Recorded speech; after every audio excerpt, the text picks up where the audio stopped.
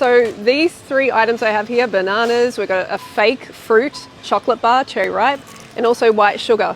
I want to talk about the diabetic implication of having the white sugar and the chocolate and the bananas. So the white sugar, if you have low fat amount of fat in your bloodstream, then you can process the sugar easily because your blood sugar rises naturally and then it comes down naturally as the pancreas releases insulin and helps the sugar get into the cell. But if you have fat and sugar together like this, the fat content actually inhibits the transport of the sugar into the cell. So the pancreas continues to release insulin trying to get the sugar into the cell, but it can't because there's so much fat in the bloodstream.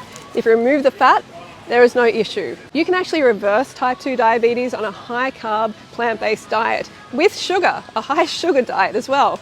And you know, the best sugar comes from fruit, of course, but there's no need to fear the sugar if you are diabetic. You just need to really decrease the amount of fat you are eating.